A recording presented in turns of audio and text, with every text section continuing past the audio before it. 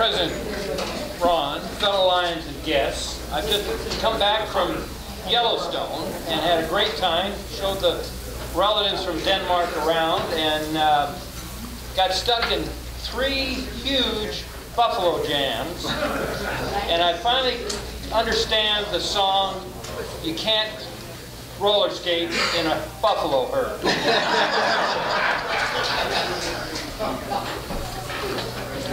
Well, there's no more happy bucks or sad bucks, so I'll call this meeting to order. John Claypool, will you lead us in the invocation? Father, we stand before you in thanksgiving for the many blessings you give us. We thank you for being lions. Thank you for being fathers, brothers, sisters. We ask you to watch over all of us in all that we do. Guide us in the right direction. We ask you to bless this food to us and us in your service. Amen. Amen. Mike, first, will you lead us in the pledge? I pledge allegiance to the flag of the United States of America and to the republic for which it stands, one nation under God, indivisible, with liberty and justice for all. Marilyn Patterson, will you lead us in the song? My country 'tis of thee, sweet land of liberty, of thee I sing. Land where my fathers died, land of thy pilgrims' pride, from every mountainside, let freedom ring. President Ron, fellow Lions and guests, we are honored today to have our representative in Washington, D.C., Representative Jaime Herrera Beutler here. She'll give us an update about how her daughter is doing and in addition to some other information about what's going on in D.C. these days. When she sat down, she said, I was trying to remember the name of the representative she worked for over in Spokane, and it was Kathy McMorris Rogers, if I remember correctly. And she said it's all a game about having more and more names. The more names you have, the more confused people get. So in the future, the Tail Twisters will be coming up with a title for their high office. Anyway, George Rader offered me a joke for this introduction. I turned him down. So without further ado, please welcome Representative Jaime Herrera Beutler.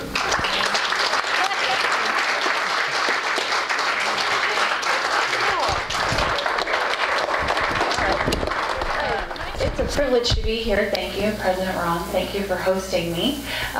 You guys gave me a lot of time this go around. It's a good thing because I am ready. No, I'm just kidding. I wanted to share just some updates about what I've been seeing and working on in DC, and in addition, some updates on my daughter, because that's like the #1 thing I get asked about first off. I mean, people come in to talk to me about all sorts of different things, but the first question generally is, how is Abigail? So I apologize, I was a little late. I was just coming from we have lots of different appointments with her, and my husband and I were just coming from that appointment. She's doing fabulous. She was born last year, about 3 months premature, which is a fun journey in and of itself, but she was also born without kidneys, and I didn't know this. This was a lot of learning for me, but no baby has ever survived when you're born without kidneys. Kidneys are what produce the amniotic fluid, and that amniotic fluid is what grows their lungs. And so we can breathe when we're born. And so since she didn't have kidneys, there was no fluid, and it was a big to-do. But we prayed a lot, and we found a doctor who was willing to try some things that were not super high-tech. It was actually pretty low-tech. It's stuff that they've been able to do for 30 years or more. But she was willing, and it made all the difference. So she was born very healthy. She just doesn't have kidneys. So we do dialysis on her at night. There's a special kind, it's called peritoneal. It's not the blood kind, it's a much more gentle kind, It's better for babies. So you hook her up, put her to bed at night, and you unhook her in the morning, and voila. So there's a lot Dan, my husband, and I have learned. He stepped out of law school to be home with her full time, and then hopefully, maybe December-ish, she needs to gain another 5 pounds. It's like the slowest 5 pounds ever. Once she gets another 5 pounds, she will be big enough to get a transplant. And she'll probably get a kidney either from me or from my husband. He's the one that really wants to give it. That's why she has to be big enough to physically get it. So we actually feel really fortunate, really blessed. She's beautiful, she's happy, she's growing. I think she has her daddy's feet, and I think she has my personality, or something similar. I'm hoping she also gets her daddy's wit. He is brilliant. He's a good man. So we're very happy. In the midst of all of that, I also have had the privilege of being your federal representative, and it's still a job that I want to do, but there are days when I just think there's a lot of crazy in Washington, D.C., and you got to be really careful not to step in it because it's everywhere. I do think, however, there have been some gains. Since I've been there, when I went, my whole focus has been jobs. It's been how do we grow jobs? How do we protect the jobs we have, grow more, or have people start them? And then this new area for me, just in learning and experiencing things and meeting with employers, has been how do we make sure that our workforce is trained for the jobs we have? How do we match up the skill? Every year I think I've only done them once a year. I was trying to think in the first year if we did 2, a jobs fair. In the first year we did, I think we had about 1,800 people come. Now we in the unemployed, it's basically the unemployment line. Now it's down, I want to say around 1,000, 1,200, which is good, right? The line's getting shorter, but as I talk to those folks, we have employers that come, some folks here have come and participated. What I've learned from that, employers saying, we've got jobs, we just don't have the right people to meet those needs. And then as I walk through these lines, I find people who are incredibly skilled, who have resumes and work experience and work ethic. And so for us, it's just been trying to get them in a room. But for me, on the federal level, that's going to be a new area of focus for me, is how do we make sure that whether it's young people coming out of college or young people going through trades or older workers who need to be reskilled or retrained, how do we make sure that they fit with the job opportunities that we have? So they're actually one of the few bipartisan pieces of legislation that we had that the president signed had to do with training these folks. And I think it's going to be the next leg for us. We've had some growth, and anything under double digits has been good. I think we're down to about 7% unemployment in this county, around that in Clark. But that's still too much. And what I've heard and what I've seen is there's a whole generation of people, my parents' age, who were either laid off or their jobs no longer exist. And yes, jobs are coming back, but people my age are taking them. So we have a whole generation of folks who are not ready to retire, who have drained their 401k, they still have to make a mortgage payment, and they've taken jobs they're obviously overskilled for, but the work ethic is there. They're going to work 2 and 3 jobs to make ends meet because I've learned a lot from my folks in this whole experience, and I want to make sure that people like them have opportunities. And so this is where I'm going to spend a little bit more of my time going forward. I should mention, kind of switching gears a little bit, with this whole experience with Abigail, I went to DC really focused on jobs and the economy, but healthcare has been something I've always been interested in. And having been through hundreds of doctors now, and specialists, and spending time in an ICU, and then in a regular hospital, and then going back for treatments, I've learned a lot about being a consumer of healthcare and what it means to be a patient in our system. We can talk about the system we're under right now and changes that need to be made. But one area where I feel like we have a lot of agreement are kids. And I believe also the medically, those people who are, how do I say, I guess I want to say the underdogs. The people who maybe, I met with a mom in my office a couple weeks ago who works very hard, has worked 2 and 3 jobs, has, I think 4 kids, has become a single mom of recent, so it's her responsibility. At least 2 of her kids are medically complex, meaning They're in the high user category. And this lady is tough. I mean, she was tough and she was smart. And she wanted to know, she was in the safety net. You know, obviously at some point she doesn't want her kids to have to be on the state federal health system, but they are right now. And she needed to know what we were doing to make it easier and more efficient. She came to me showing me how the federal government was wasting money, how they weren't meeting her needs, and how we could do better with these different ideas. And out of some of the things that her and I talked about, and even before, out of my experiences with Abigail, I'm working on a bill that I'm very excited about. It's for kids who are on Medicaid, who are in the safety net. About 3 million of the kids who are on Medicaid, 2 million of them are what they call medically complex, meaning they're high users. These are kids who probably have multiple challenges. Abigail would be termed medically complex because she requires, she requires dialysis, but these different kids have different needs. And these are people who, for whatever reason, find themselves on this program. We found a way, working with the children's hospitals, to coordinate their care, to build networks around their specialists and their children's hospitals to meet their needs, to make it easier for them to get care. And we've found, having it scored, it will save anywhere from $10 to $13 billion. So it's an issue that I probably would have supported, but I wouldn't have been quite as excited about had I not been through our health system with a medically complex kid. And I can remember being in the ICU. You make some strong connections and friends with some of these moms who, you know, health and health challenges treat everybody alike. It doesn't matter what your checkbook looks like. It doesn't matter if you have health insurance. It doesn't matter what language you speak.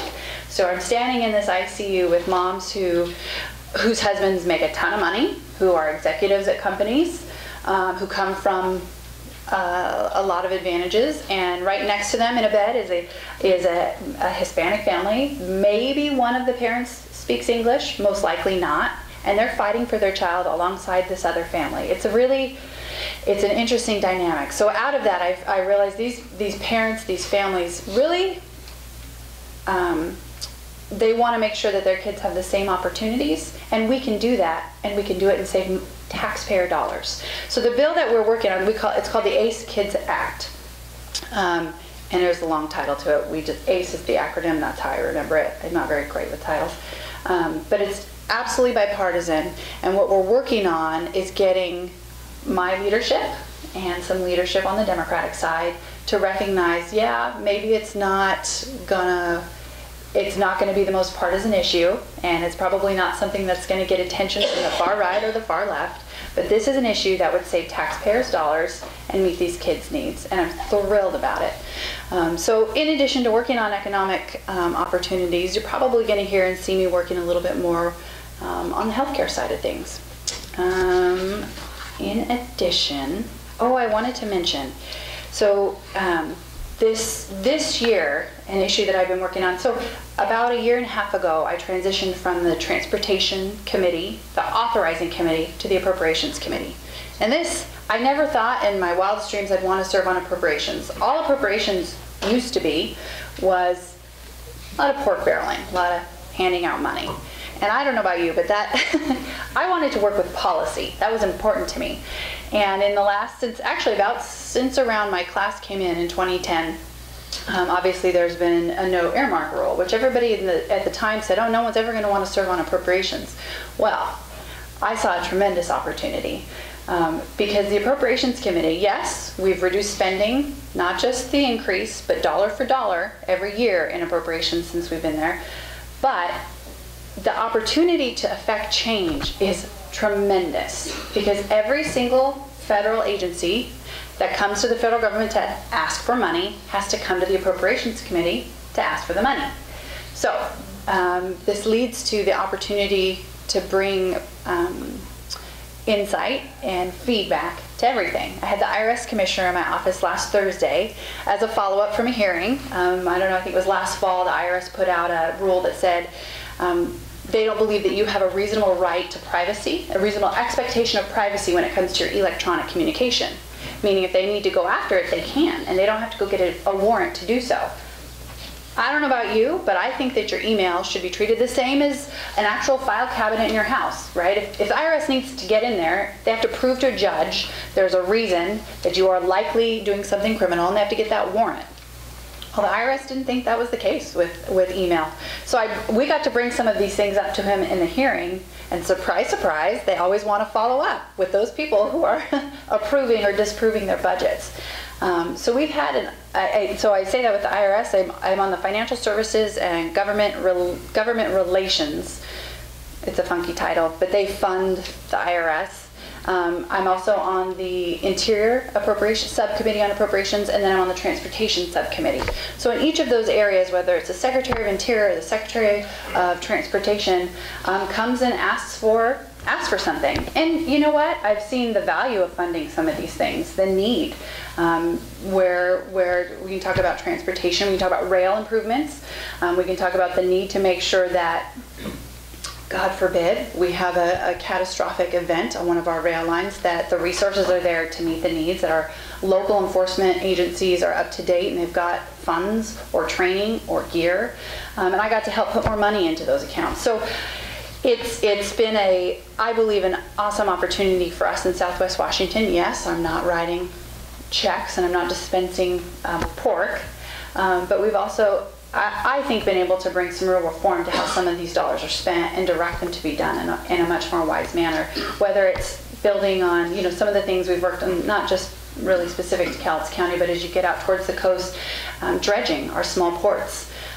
We've been able to get the Army Corps to spend more time and effort and money making sure that our small ports are dredged and they're able to keep pace with the channel deepening that we did, and it's an economic lifeblood when I think about Ilwaco or Chinook. So I have used this seat on the Appropriations Committee to the fullest, and I intend to keep doing that. And your feedback and your thoughts on areas that we need to be focused, I take very seriously. One final thing before I guess we could probably open to questions, if that's okay. I wanted to touch on veterans. I don't have to tell any veteran, or probably any of you, you are here because you serve. You're part of a service organization. So I don't have to tell you that our veterans and our military families deserve our utmost respect and attention, especially the United States Congress, who has authority and jurisdiction, funding responsibility over the Veterans Administration. And what's happened this last summer has been a tremendous shock and disappointment. And so it's one of the other areas that we've seen bipartisanship in Congress. We acted quickly to pass a bill that would allow, if you're a veteran and you're waiting longer than 30 days to get an appointment, which I will tell you, I've already worked on about 190 cases for veterans in our region just since January. This is constant for me. People who can't get an appointment, can't go get an MRI, they think they have a problem, but they need to be scheduled, and they've put 6 months, 6 weeks out. If that continues to happen, the bill that we passed says, no, the veteran gets to see a private provider in their community. It's just too important.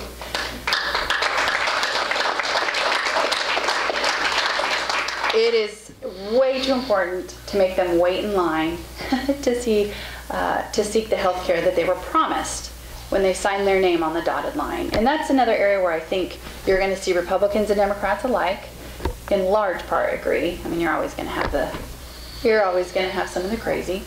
But this is an area that I believe has to be reformed as we move forward. And I haven't called. I don't believe we need to get rid of the VA. I think some people very much value the ability to go into a health organization where they understand the culture, where there's more understanding of what different generations who've served in different places have been through.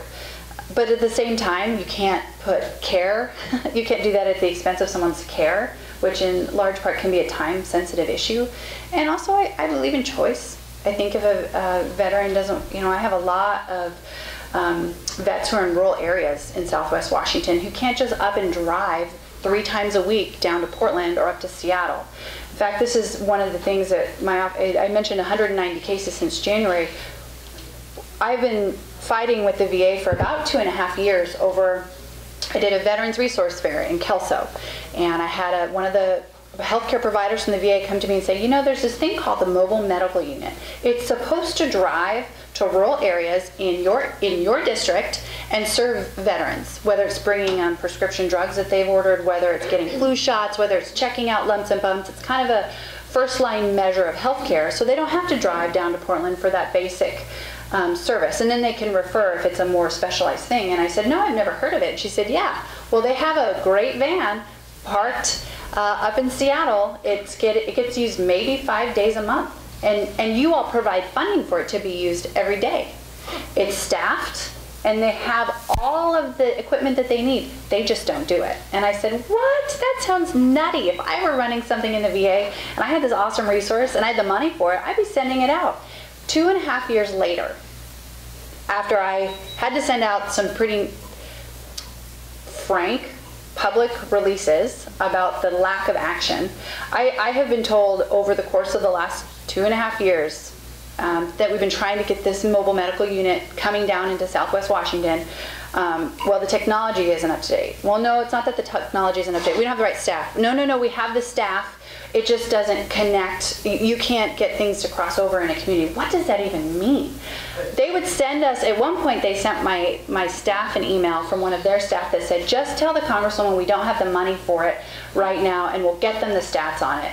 And they didn't mean to send it to our office. And after that, I was like, are you kidding me? You're finding reason? Just either tell me what the reason is or do it. And so I finally had and then in the course of this, in the last 6 months, all these revelations with the VA, Portland, we found out, has the 5th longest wait times in the country. They were a little bit more responsive. And I called and I just said, hey, it's got to happen now. And then they said, oh yeah, we're getting a new one going to come. It's going to be great. It's going to be fully staffed. The technology is going to be there. We just don't serve your district. And I went, what? And they said, yeah, I mean, it's, you know, the folks who live out in Raymond or further east, you know, they can just drive to Portland. And I said, wait a minute. You're sending that unit to Shelton, and those folks are closer to Olympia than my people in Pacific County are to Portland. And he said, well, it's not in the same catchment area. So I am pleased to announce, and hopefully we'll be seeing it later this month, we were able to get one day on the schedule. They're going to be coming, I believe, to Raymond, and I hope to build on it from there.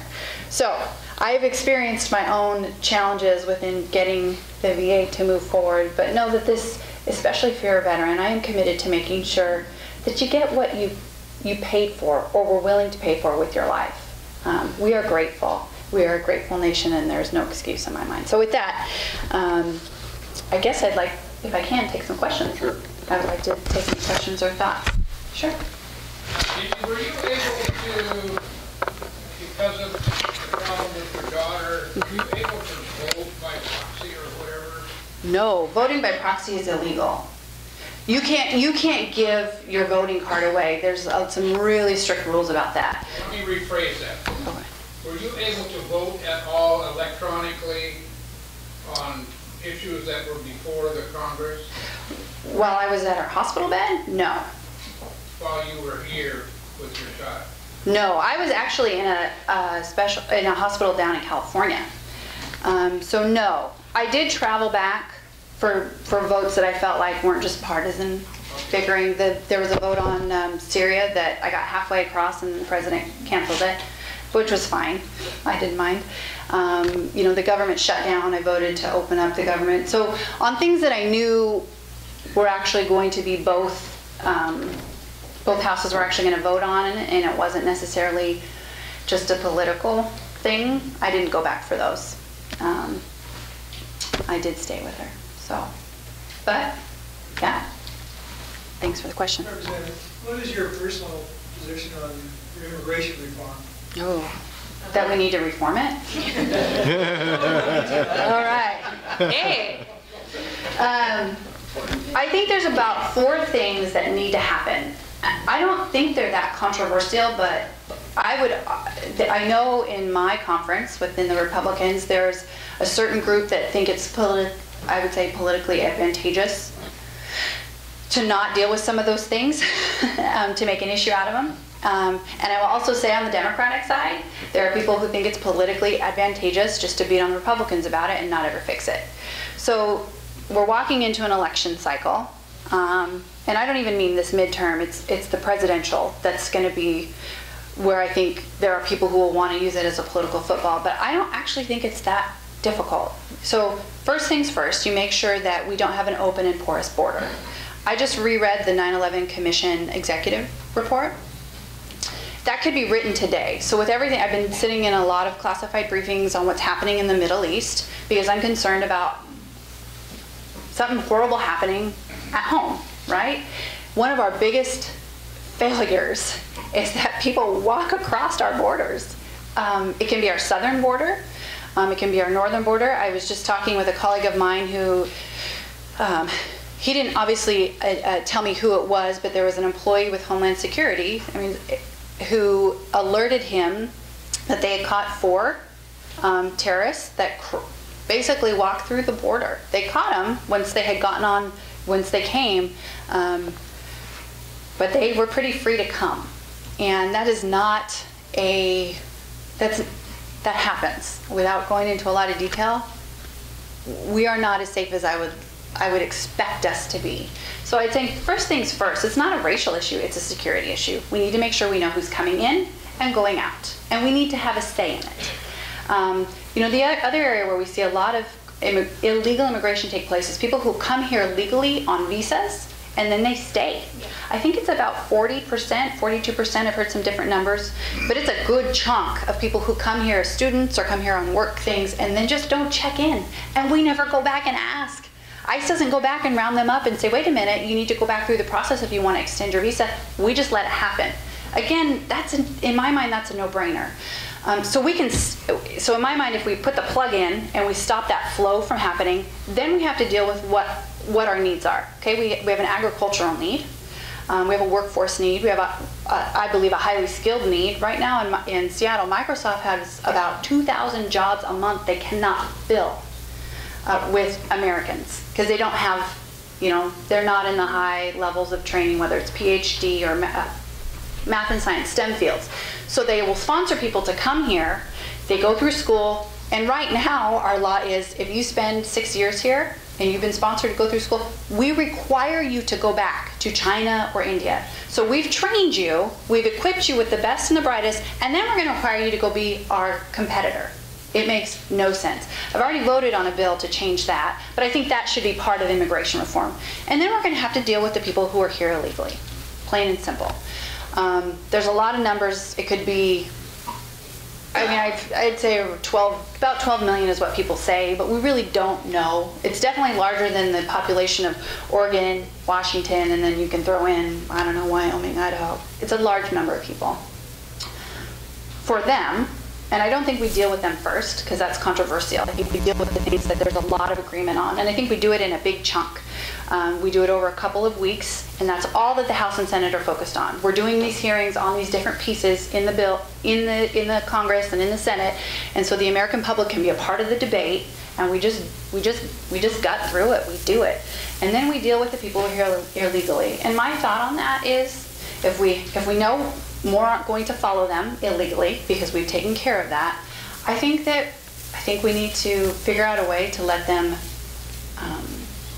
earn some sort of a legal status. I'm not talking about citizenship. I think you need to get in line. You need to pay your fines. You need to get in line like other people to get your citizenship. But I don't think it serves us to pretend like they're not here. And I think they should be paying taxes. I think they should. I would hope that they would learn English. I would like them to learn English. I would like them to become a part of American society. So that's I would argue, the most controversial piece. And I would like to do this as a concerted Republicans and Democrats, House and Senate, and do it over time, and so that we can take feedback from the people we serve. But that's how I see it moving forward. I think that's the best way to handle it. I think there's still a chance, if we do it in the first quarter of next year, that it won't get swept into a presidential election year politic. But that window is closing. So, sorry, it's a long answer, but it's a big issue. Commissioner? Congressman, thank you for your time. It was long as you're taking on healthcare, immigration, you probably have time to take on environmental laws and regulations. I don't think we should listen to any of our environmental requirements. We need to improve the process. The process is such that the American group can obstruct any organization as they wish. Yeah. They're following all the rules, meeting all the regulations, and all the requirements, and yet there could be so many obstructions unless they're very deep pocketed. That's because they're suing us, they're winning, and they're using our money against us. You got it. Yeah. Or they get bought off, not to use their money for the next project. Yeah. So far, one of these projects spent $8 million and they haven't got a commitment on the table yet. Yeah. And we're shutting down the future. Our infrastructure, is going to be built by these organizations. The process needs to be improved so that it can only be legitimate concerns about the environment, absolutely, but not in any way that you want to stop something by getting these kind of citizens to misinform the rest of the organization. That is very, very well said. So I don't think anybody, I certainly am not the one that's saying, let's go repeal the Clean Water Act or the Clean Air Act. Like, those are very important for us. We love our way of life here. That's why we live here. We want to protect it. But it's so funny. It's funny you said that. I got an email today about a story.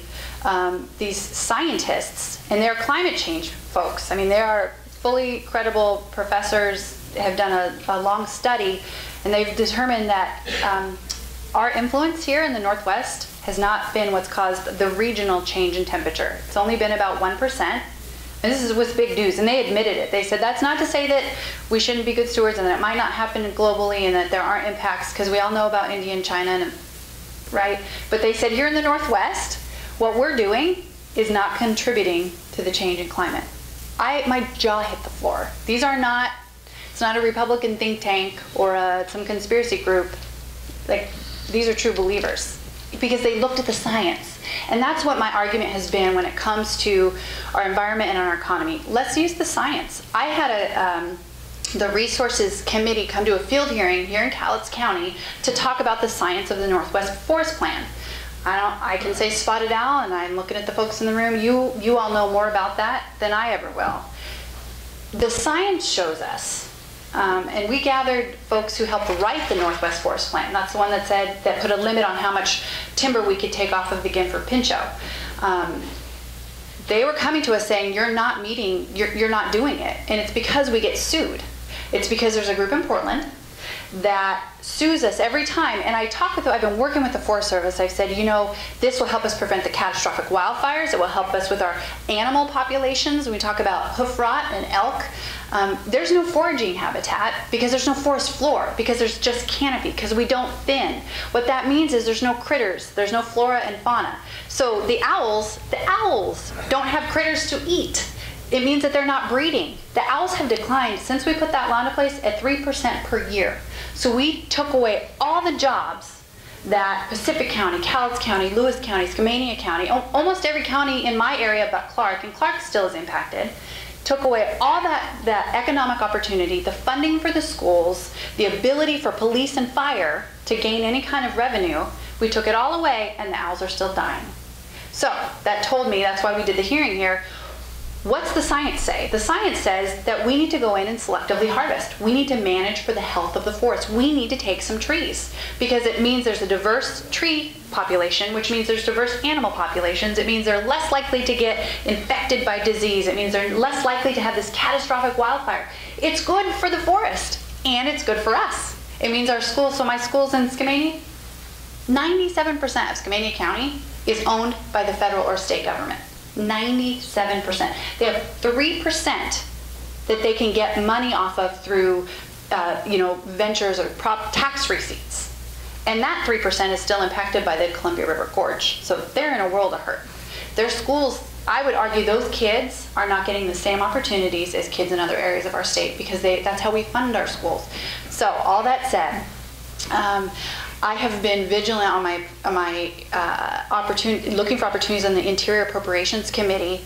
I just had the Fish and Wildlife Director, Dan Ash, come out, and I made him go through Skamania County and talk to some of these school directors. I've had Chief Tidwell come out and do the same thing. And I am on these gentlemen. Every time they come in and ask for their budgets, I say, I'm happy to help with firefighting, but you need to cut some trees because it helps our forests and it helps our families. And it got kind of heated this last year. The chief of the Forest Service in the committee had to come back afterward and made an appointment with me to apologize because he reacted so defensively. But I just said, look, I have families who are desperate, and it makes no sense. We can have our environment and we can have our economy if we're willing to use the science. So that's emerged as another area of passion for me, because it impacts our economy, it impacts our healthcare, it impacts our way of life, and I'm with you on that. I'm fighting on that issue. Just a quick, Yeah. you know we're an export area. We're an export state. Yeah. Export project. Yeah. The environmental group has decided, informally at this point, they're going to oppose every energy export project, regardless of merit. That's not going to get better. I'm with you. I believe we need to use some common sense.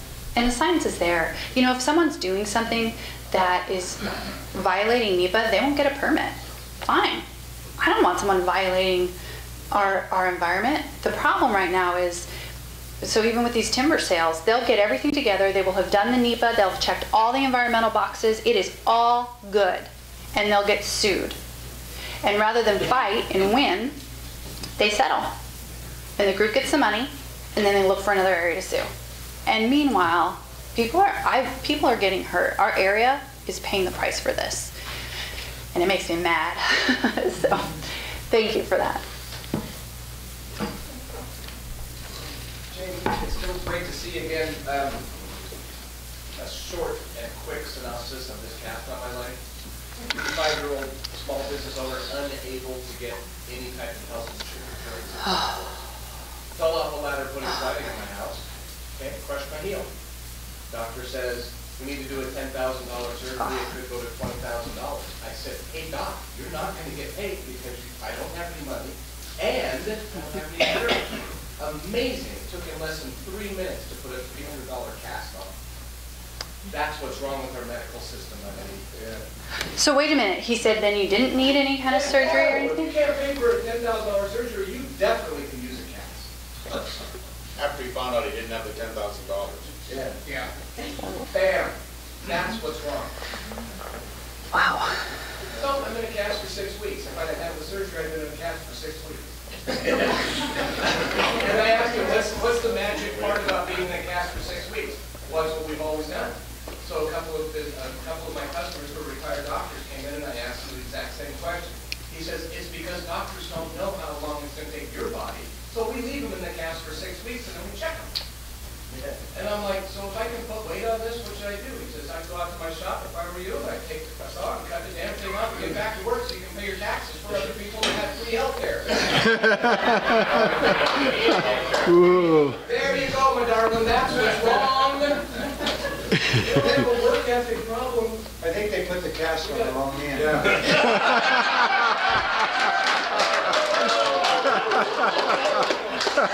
All right, with that, let's move on to the next.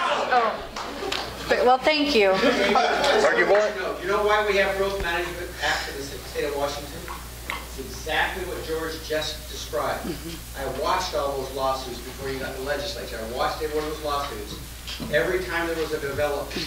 So if they could do it in King County and they make the state comply, you know what's going to happen here. Where is it headed next? And how can you stop that? You don't have to answer.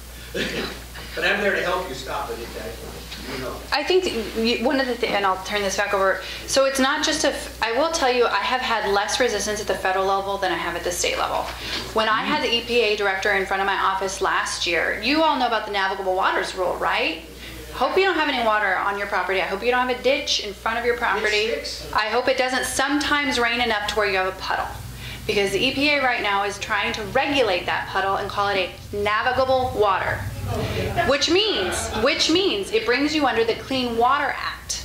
Which means you have to get a permit for your property if you want to do something. Those permits right now take in excess of 788 days to get, just to get them, and about $270,000. So it's not, we're focused on that at the federal level. At the state level, do y'all remember when we were told we couldn't wash our cars? And then they were like, whoa, we didn't mean that. The Western Washington Stormwater Manual is one of the areas I've asked the feds about. I've said, you know, the state tells us King County doesn't have to live in it, But the rest of us have to work, live, develop to what they call pre-Lewis and Clark standards, which nobody even knows what that means, because but that's what it says. It has to be pre-development. The impact, the mitigation has to be equal to what it would have been when Lewis and Clark came through. And I brought that up to the EPA director, and he said, I have no idea what you're talking about. So it was the state saying, we claim authority and the feds are telling us to do it, but we're doing it. And that's why I'm finding a lot of challenges, is I feel like the state loves to take it a step further. Could you stay over and answer any more questions anybody has? You know, I have something, but I can say for a few minutes. Okay, thank you. On behalf of the Pioneer Alliance.